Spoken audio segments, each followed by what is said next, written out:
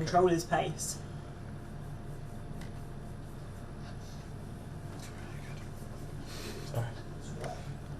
A lot of research has looked into exercise in the heat, but very little as opposed to just purely being at rest. We know that in the cold, we see increases in metabolism due to shivering. However, what does happen in the heat at this higher end of the spectrum? Do we see the same? Is it different? The aim is to try and answer that question.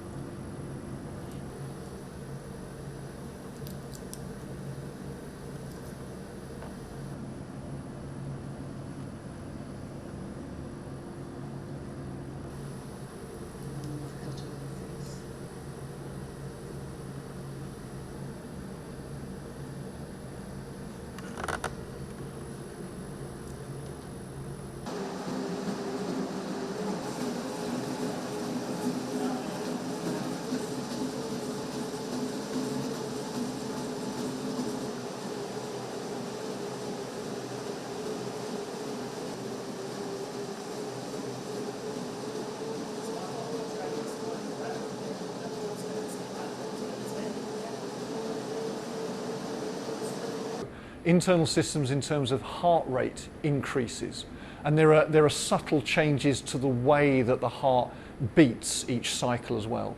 Ventilation rate, so how fast we breathe, that increases as well. You get flushing of blood to the periphery of the body, so more of our blood is being sent to the surface of our skin. That's why some people can look red when it's hot. Now that blood going to the surface of the skin loses heat through the skin to the external environment, unless it gets super hot, and that helps the body keep cool. So there's that gamut of physiological changes that are happening in the body behind the scenes in response to a high temperature.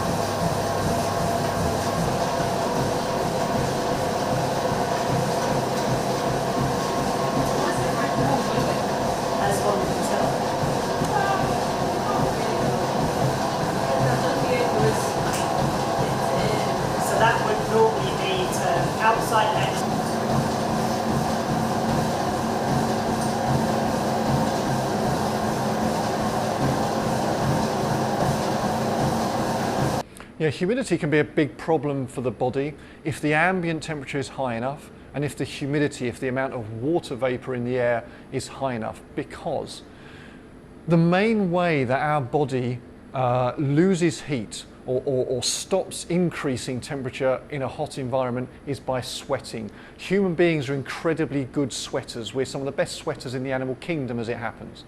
And the way sweat works is that we have water basically exudes the extremities of the body, and that then evaporates into the surrounding environment. But if there's too much water in the air already, the sweat has got nowhere to go, and it just runs off of our body to the floor. Doesn't have much of an effect in that case in terms of losing heat.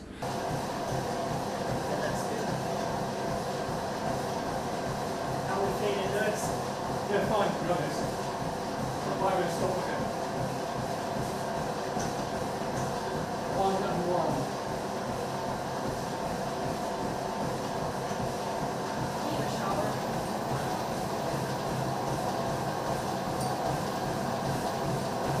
Well, then again, I sweat very easily.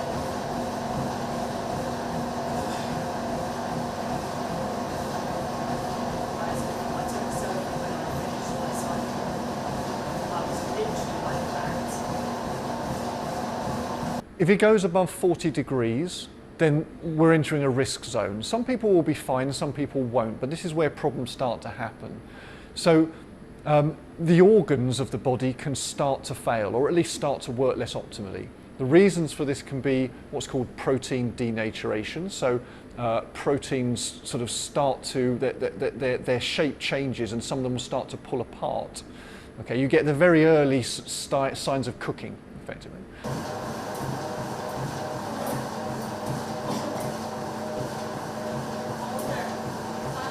Nerve impulses won't work so well, so the body's not able to communicate internally as effectively, and biochemical reactions in the body will speed up because chemical reactions often operate more quickly at higher temperatures.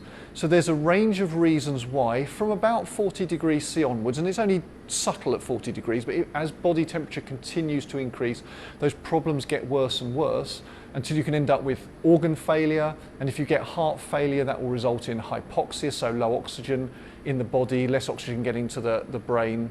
There we are.